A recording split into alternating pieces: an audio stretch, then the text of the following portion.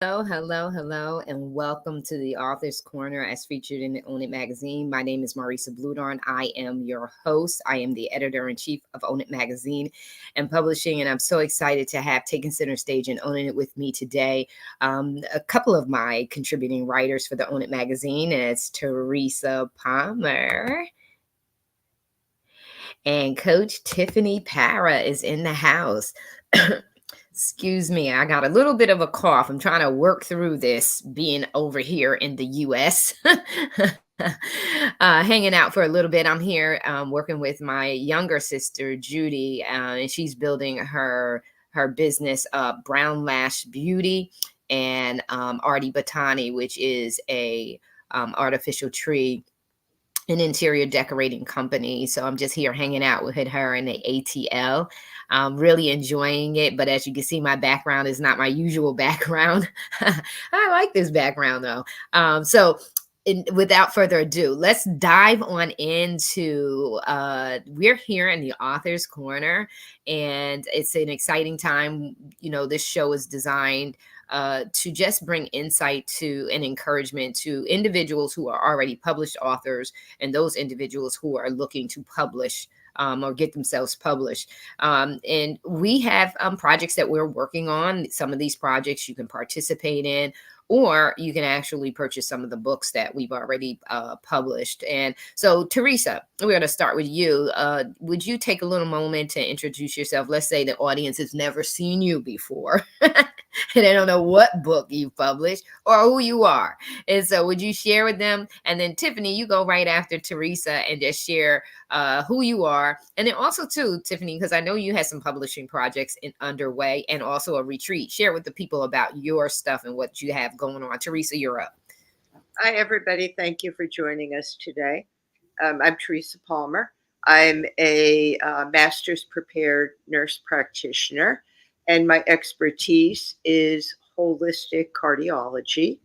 And what I do with my patients, my clients, is I help them to look at their heart from a whole 360-degree perspective. And what I mean by that is it's like a bird's eye view. It's like the eagle flies high, and when the eagle looks down, the eagle sees everything, not just a limited view from the ground. So I do that with people with their heart, because what I've seen in the medical profession, I've been in it over 30 years, is a lot of times, number one, we don't think about our heart until something goes wrong, because it's just automatic that our heart beats. We don't have to think about it. And secondly, that because we don't think about our heart until something goes wrong, most of Western medicine is designed around treating heart problems. So somebody will go to somebody like myself with either an irregular heartbeat, a heart that's either not beating properly, not functioning properly, maybe a heart attack. We use terms like heart failure, heart disease, heart attack. Even, broken heart is used a lot in romance. So what we tend to look at the heart from that disease perspective. And really, it's just a condition. And there's always something you can do to help yourself. So when you look at the heart from a 360-degree perspective, it's how can my heart help me on a daily basis? And our heart certainly can, because I look at our heart as our superpower, because it sustains life. It gives life even in the womb. The mother's heartbeat gives life to the unborn child. When you're born, you could only sustain life when your heart beats. If your brain stops working and your heart is still beating, that's still life. So that's how important the heart is. So when we look at the heart as our superpower, what can our heart do to help us? Number one, it could help us manage stress, because if we could process our feelings through our heart, it gives us time to sit with it, because the brain is a pre-programmed response, and the brain is designed for survival. So if we look towards our heart first, we could get our brain to calm down, and we can get our heart and brain on the same page. And that's done through the parasympathetic nervous system, the vagus nerve. And there's a lot written and a lot of talk and everything now about the vagus nerve, about the peace and calm that it provides. So if your heart connects to your vagus nerve, then you're connecting to peace and calm, which turns off the stress hormones. Also, we have a voice in our heart that as adults, we've been conditioned not to listen to. We've been told that logic takes over. Again, not feelings, and a lot of it is societal. We start to lose not only that voice in our heart, but our own voice because we become conditioned that not to be who we really are because we want to fit in with everybody and everything else. So I teach my patients and my clients how to connect to their heart, how to gain that voice in their, not only in their heart, but that voice that they can then be authentic and say what they mean, who they are, without any aggression, without any threats, without any fear, being able to speak up and to be authentically who we are, because our heart also connects us to that higher power. And it doesn't matter what you believe that higher power is, there is a power higher than us. And when we connect to that higher power, we also know that there's things that we can't control. And we don't try to control everything, and we don't stress out trying to control everything. And that's what my book, Heal Your Heart from Within, is all about. It's about giving power back to the individual so that they could be empowered, not only with their health, but with their life. And also, they could be empowered to become a partner with their healthcare provider, be able to ask questions, be able, again, because you're looking at the heart from this broad perspective and not boxing yourself into illness and disease, but looking at it more from the perspective of, okay, I have a heart condition, but that doesn't mean that there's nothing that I can do to help myself. And it's a complementary care to everything else that you're doing. So I will turn it over to Tiffany. Awesome. Well, thank you so much. Good morning, everyone. Thank you so much for letting me share the stage with you, beautiful ladies, this morning. I am Coach Tiffany Para, editor-in-chief of Phoenix Fitness Fanatics magazine, also founder of the Girl Powerhouse Network. We have 3 books out currently, the Becoming a Girl Powerhouse, Volume 1, 2, and 3. And those are stories of their 45 women sharing their stories from trauma to triumph. Because, I've learned in life that your story is not your story. It's someone else's story. It's someone else needs to hear that. They need to hear how you got over, how you conquered and championed through life and got through all that turbulence and got to the other side while they're sitting here crawling, trying to get out of there. So it's not your story, it's someone else's. And you can really save a life by truly sharing your authentic self and your journey. So currently we are working on 2 new books. And this, I tell you, I have gotten very comfortable being uncomfortable. So we have 2 books with both men and women. It's called Unsnapped. And Unsnapped it's an acronym, and it is a long acronym, but a very powerful acronym. So I'm going to tell you what it means. It means understanding necessary solutions needed to apply positive principles, ending destruction.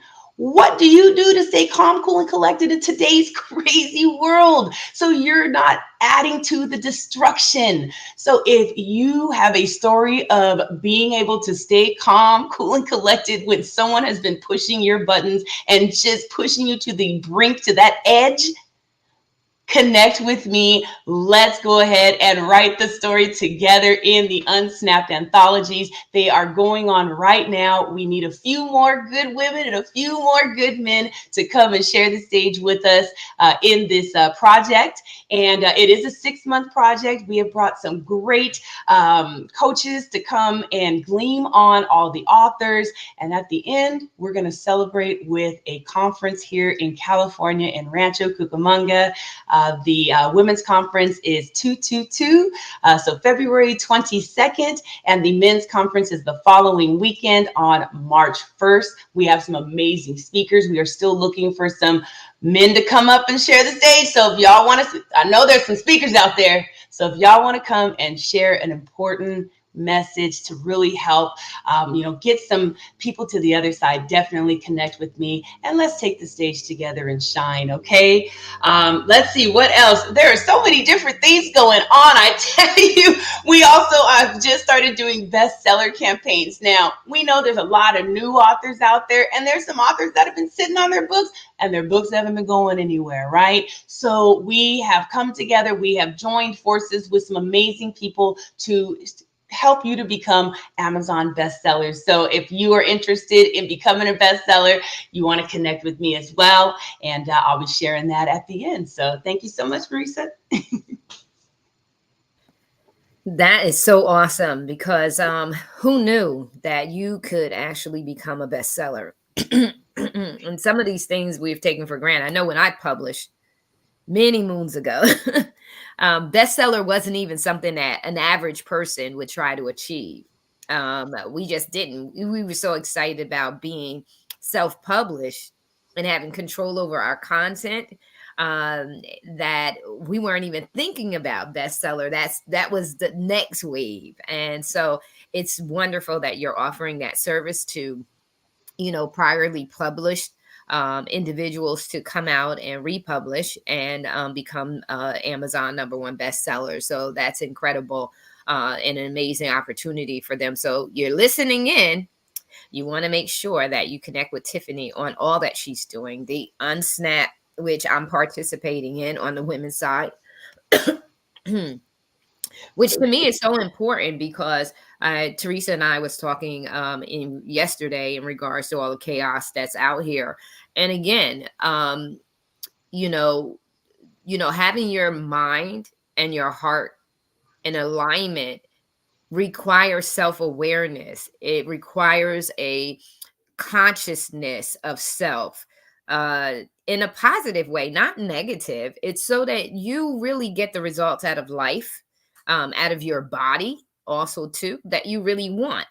Case in point, I think I was sharing this last week in regards to squeezing my legs as I'm working out. I'm squeezing my legs because I want to know what muscle is actually responding to the movement of the exercise. Why did I do that? Because I want to make sure that the area or where I'm intentionally exercising is actually hitting the muscle or the area of the body that I intended it to.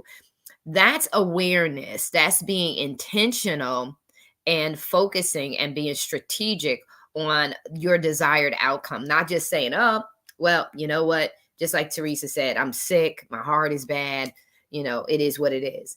No, when you really want, this is the difference between someone who is just average and will just accept any information that's given to them, or the one that is above average that says, I don't think so. I'm gonna check out something else. That sounds great, and you don't have to when you're thinking about all of the different options that's placed before you and all the information that's being given to you. It's individual perspectives. It's subject matter experts perspective, and it's what they've been privy to, the knowledge, the resources, the information. It's what they've been privy to and what logically they made the determination to align with, right? So we have that same right. We don't have to be nasty to people when we don't agree with them. We don't have to be rude. We don't have to, as Teresa said, get violent. We don't have to do any of that. We can calmly say, I respect and receive what you're saying, but I'm going to check this out. I'm going to check out some other sources. We want to become more aware of ourselves and aware of our ability to make our own choices. And then we have to be bold enough to, like Teresa said, not conform to everything, but to be able to make our own sound decisions. And Unsnapped is one of those things where it's the authors are coming together to give you a way to not snap, right? And if you have snapped, get out of that, start unsnapping, right? This is critical because this addresses the issue of mental health, right? Not in diagnosed mental health, because if there's things that are outside your control, um, then they are. But if it's about perspective, it's about mindset, it's about attitude and behavior, that can be addressed by just seeing things from a higher place. Teresa talked about the ego soaring high so he can see everything, see the full perspective. When you can take an individual and calm them down enough to not snap out, to say, hey, do you understand that there are consequences for your actions and your behavior? And if you don't want these results, then you have to change this approach. And it's so important. So we do that in literacy. So we do that in our writing and being an author, just like you shared, Tiffany, how it's important that we understand that our story is not just our own story, but it's the story of many, because the only difference between many of us is our personality and our life experiences. But in general, we all are living our life, right? In general, we're all living this life. The complexity comes into how we see the life, the different variables, how we see the life, how we and I forget which psychologist talked about this, and I don't want to misquote it, but it's called the schema. Is how we see the world and how we interact with the world. And that starts off when we were little kids, and in our home environment. Is like, how was the traditions, behaviors modeled in the household? How did they form our schema, how we see the world and how we engage and interact with the world? And then that determines. So we have to, all of this writing and this material and everything else that we're sharing really helps us to navigate through this thing called life. The stories, also too, novels, the like Gail, who does the coffee fairy tales. We sometimes need an escape from our own life so that we can be inspired. And so what Gail's books do, and we're just giving you a shout out, Gail, what Gail's books do is take you away for a little while. Books take you on a vacation sometimes. Can I step away? Can I retreat to refresh and reset? And that's what literacy, remember, before we had books, before we had television, we had books, we had literature, right? I know I'm speaking. Listen, that was before my time, but hello, it was close enough to when I was born that I remember. I remember the black and white TVs and when they went from black and white to color. But we got our imagination, our excitement, our inspiration from writing, poetry, escaping. Literacy is so critically important to help us with our mental state, to realize that someone else is going through this, or someone else imagines like I do, like coffee fairy tales, that romance, and that romance still can be alive. And I'm glad that we came to this, because Teresa, I'm one of those people that if I see a guy and I really like him, I'm very, very passionate. And I was thinking about what you said yesterday in regards to if you fall in love well, I'm one of those people. I don't fall in love with everybody, but when I do like you, I like you. So that's my personality. So we all have different personalities and different viewpoints, and that's what literacy allows us to do. That's what written information, that's what all of this TikTok, Instagram, all this, when it's done in a healthy way, when you know yourself first, you can engage in all of this information and find the people that speak your language, the people that really resonate with your heart and your instincts. And so I'm really excited, and I'm excited, Tiffany, that you didn't just do women with Unsnap, that you chose to take the opportunity to invite men in, because men need to be brought into the table. And I'm glad Lawrence is a part of that. Did any of the other contributing writers for Own It participate? Or Yes, male? the Jeffrey Berger is Okay. in Unsnapped Up Mints, and also Barry Ricomo. Perfect. I was going to ask you about Barry because I know that Barry was sharing with me he wants to be in the other, writing projects. And he's really excited. He's also in his presence. So Barry participated in his presence. And it's just so important for us to, Teresa speaks to it, getting in alignment with your mind and your heart. And writing does that. Writing is therapeutic, both to the writer, the author, as well as to the reader. And it really helps. I remember, being in high school, I wrote a lot of poetry. And I'm like, what happened to me? What happened to that part of me? I gotta get that part back. But I wrote a lot. And I remember sharing, I don't know if it was last week on this show, that I wrote a lot to my brother. My brother was in the Navy while I was in high school. And I remember writing a lot to him. And it was helpful because, it gave me something to look forward to, right? It gave me something to get excited about. He wrote back to me, so I look forward to his writings and his adventures of being a Navy man. And so writing is so. What does it says? Reading is fundamental. And I always say that knowledge is power, but knowledge applied in real life is powerful. It's powerful in building up one's confidence of self. It gets you in tune with yourself, right? It makes you so bold that Teresa and I was talking, and I know I'm referencing her whole show from yesterday, but we talked about, you shared a story about, someone, being with friends and they like eating pizza all the time, and that friend doesn't like eating pizza. But it gives you, when you spend enough time building up your self confidence, not to be arrogant, but when you build yourself up and then you really get in tune with your goals, your life goals, and you become intentional with them, it becomes easier and easier for you to say, I love you, but I'm not doing that. I love you. This is a great idea. And then also too, it works two ways, right? So we also have to, we have to compromise and do some things that we don't really like doing, to participate in groups in our village, right? But then our village also has to do things that they may not like that we like, right? So it's a two-way street, when it comes to that. And then, so in this time of reading and writing, you begin to find yourself. And I think that that's one of the things that I could attribute to, as growing up. I had friends, but I spent a lot of time, not intentionally, but I spent a lot of time alone. And in that process, I really got to know myself very young.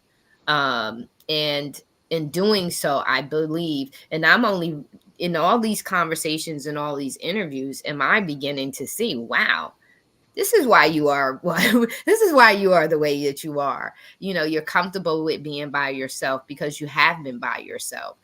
You're comfortable with being, like I said, I think I shared this yesterday. Dr. Seuss says, why fit in when you were born to stand out? That we were born to stand out. We weren't not born. That's where complexity comes from, because we're individuals, not because we're complicated. It's because we're individuals and we have our own individual desires. We have group desires, we have commonalities, but we also have individuality, and we have a right to be individuals. We have a right to not always want pizza. We have a right to want to be in coffee fairy tales and be unsnapped. And then there's times when we got to catch ourselves because we do snap, right? So it's okay to be all of that, as long as, like Teresa says, we learn how to balance and regulate ourselves through mind and heart, regulate those emotions. So even though I'm passionate, I also am self-aware enough to know that I can be too passionate and that everyone's not ready to receive that. So even though I can fall in love, I can see a potential mate and be like, yeah, he's it. It's not necessary that he's ready for what I have. And so I have to also be, understanding and logical about the fact that everybody has not had my life experience, men, women alike, and they may not be able to handle, because I'm born and my birthday is October the 29th. So that says enough for you, is that I know who I am. I love very deeply and very passionately, and I will guard what I love with all my heart. And so that tells you what kind of person I am. But I know in self awareness that everybody can't handle all of me. So I regulate that. And I don't regulate that with compromising myself. I regulate that with a balance, of compromise, give and take, and understanding that. And this is why it's so important. I remember reading some in one group is talking about alone time. It's so important for us to have that alone time so that we can remain unsnapped. There's a song I shared, and I don't know. I'm crazy for Jesus, and I always say this. There's a song by Lauren Daigle, "Tremble," and I tremble. When I'm in your presence. I woke up and I listen to stuff in seasons, right? So in time spans. And so that song has what I call an anointing on it. And it has an anointing for me in this time period. So when something like that happens, I will listen to that song over and over and over, because I want it to penetrate. I want to be in that moment of it so that it transforms me and it unsnaps me. Someone would call that meditating. That's what I do. It's a song that I like to listen to. But it gives you that, that relaxed. It's a beautiful, I don't know, Tiffany, did you get a chance to listen to it? I did. Yeah. Oh my, Yes. isn't it? And I love how it shifts over to the calypso and and Teresa, if you didn't see it, because I shared it in the old DR group this morning, but if you know, it's on my thread, so you can it's beautiful, the song, and then the lyrics. I'm big on lyrics. I'm big on words. What are the words before I can surrender myself to it? It's what are the words that are being said, and then do I agree with these words? Do these words resonate with me? And then I will release myself. Then I am surrendered to it, to get the fullness of the experience of what it is. It's not just for me listening to a song. It's actually being transformed, spiritually, emotionally, mentally. It's being transformed. It's allowing the song to permeate through my spirit and take me to another level. And so that is what I do. But like I said, with literacy, it's critically important for us to, and I like a physical book. So I do have Teresa's books, and I do have Tiffany's books as well. I love physical books because you can take them and you can flip through the pages. You can go back. And I'm one who writes in my book. So if I get revelation, so I believe that God is speaking to me while I'm reading, right? Anything I've written in my Bibles. So it's not like, oh, you can't write in this. You can't. I don't do that. If I get a revelation and it's in a particular area, I believe that learning gets transferred. Owning the knowledge that you're just receiving gets transferred when you put it in your own words, right? When you put it in your own words, it just becomes a part of your DNA. And so I write in the books that I read, because and some people may say the universe is giving them this knowledge. Whatever you believe whatever you believe. I believe it's revelation from heaven, and I write what I get out of it so that I can own it, so that my life can be transformed by it. Sometimes if you just read it, it just becomes something that you have done and it's easily forgotten. I don't want to forget what I've learned. And so reading to me is fundamental. It is fundamental. Remember that was it at Sesame Street, or was it in the Electric Company? Sesame Street, right? I think it was that. PBS. It's PBS. PBS. Reading is fundamental. And so, anyway, we're up on our half hour. Teresa, any closing thoughts? I know I rambled on, but I just want folks to really understand the importance of not, we're not just talking talk. We're saying to you that you got to become aware of yourself. If you want your life to be changed, if you want to be an author that is unapologetic about what you've written, and you can own what you've written, these are some of the things that this is the insight, the perspective that you're going to have to really grab a hold of to have the confidence, the boldness, and the audacity to realize that you do have a right to write. So, Teresa? Okay, thank you so much. I think what we have to remember, I wrote a book that's a self help, it's not a memoir. But when I think as an author, when people do the anthologies or they do a memoir, they always have to remember that the story's not about them, it's what they can give to the reader. So if you're involved with an or thinking about being involved with an anthology or doing a memoir, unless you're a famous celebrity, it's hard for people to really just want to know your story because everybody wants to know, and by rights, what's in it for them.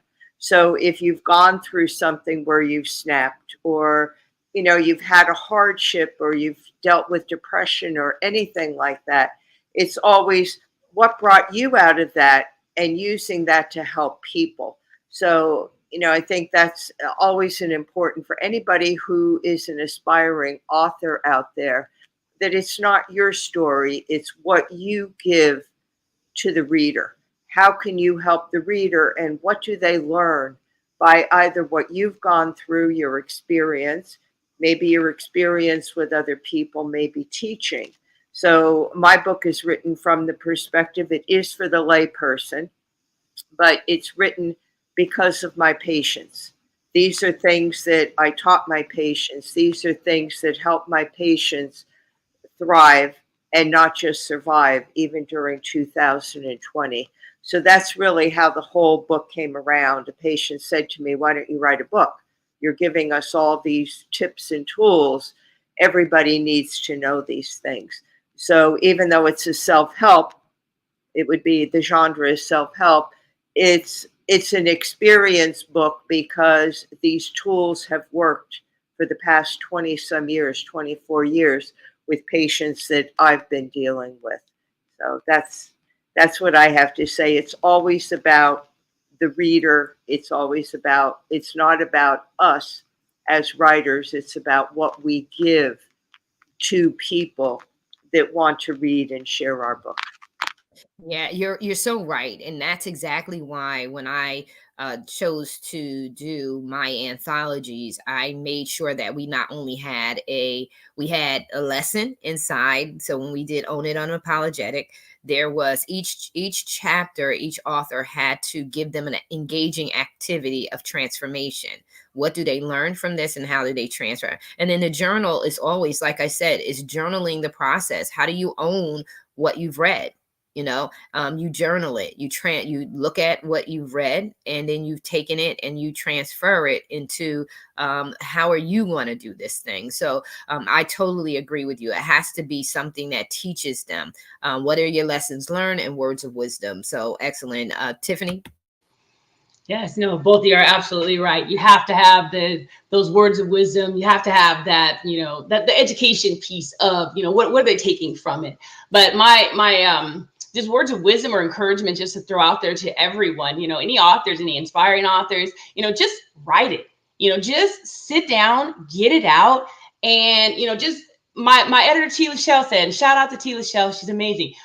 She said, just take a bunch of blank pieces of paper and just write. It doesn't even have to make sense. Get it all out.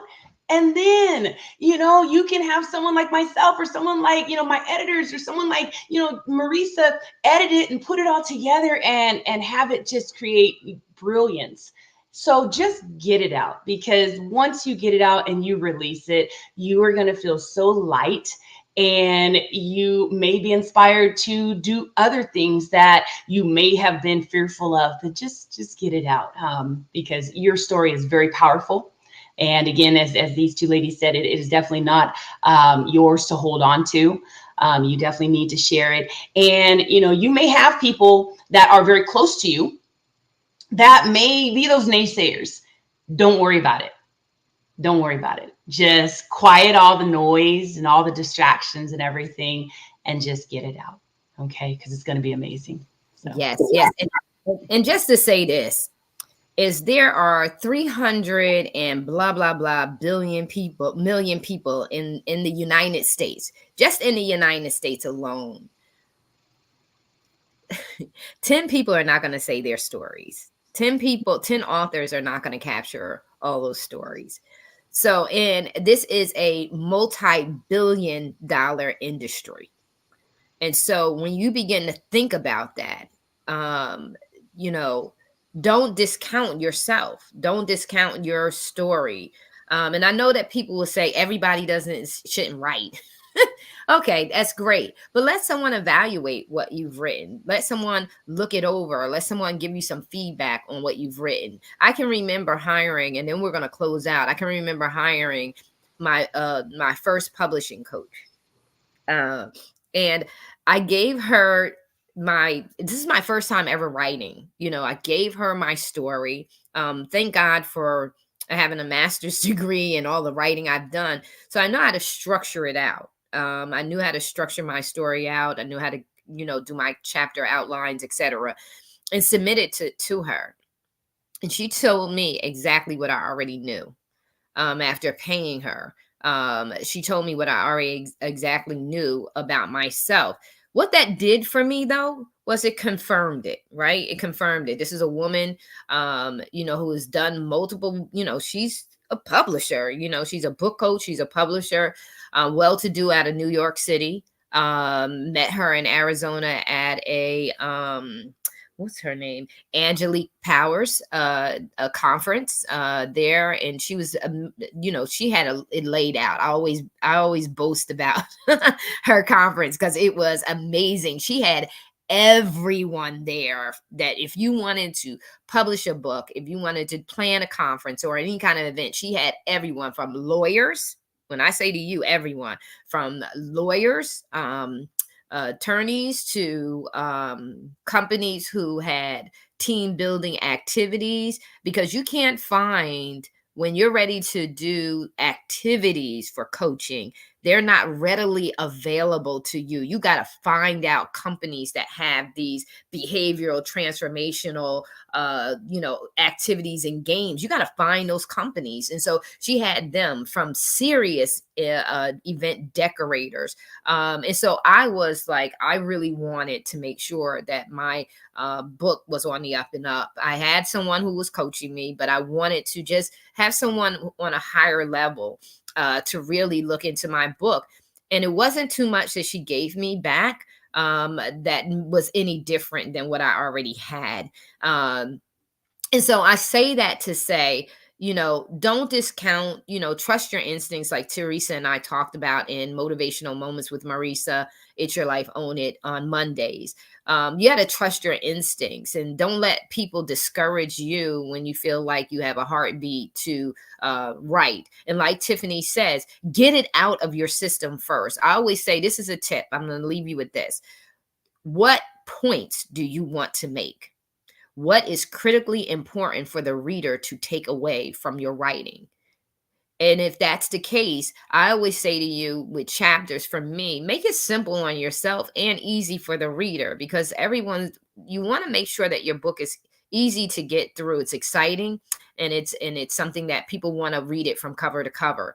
And they have an easy time reading it from cover to cover, and that they can get through it. And so you want to make sure that write down your main points. And in those main points, put them in order. Order of behavioral transformation. What do they need to do first in order for them to get to step 2? What do they need to do in step 2 in order for them to get to step 3? And how do they get to change behavior or the outcome that they want by the end of your book? That's how you want to structure your chapters, and then come up with some exciting and thrillable titles that align with that messaging and that main point that you want to make out of that chapter. If that's not easy enough, and if you want to, just like Tiffany said, type it all. I always say, if you can type it all out. If you can't, and you don't type well, I type 120 words per minute. That's why I can do the stuff that I do. And yes, I do type 120 words per minute. Sit down and watch me do it. And my mind has so much going on, and I can go and write right away. You see, I could probably talk for an hour by myself. And so I just say that to say is, just like Tiffany said, write it all out and then organize it. What part of your story really belongs at the start? Remember, this is basic. You want a beginning, a middle, a climax, and an end, right? And so you want to be able to organize your story in such a way that it does have a logical start, middle, you want climax in there. You want something that really speaks from the heart, that will trigger something in the reader that is life-changing. And then you want to bring them right on out with a closing. And I hope that that's been a blessing to you. That was a tip just on the back of what Tiffany said, and just on what we're saying in general. Know thyself, and to thy own self be true. So we love you so very much. This has been the Author's Corner. Thank you so much, Teresa and Tiffany, for giving me your time this morning. And we gave you a little extra this morning. So we hope our words inspired you and blessed you to go out right. Be fruitful and multiply. We're out.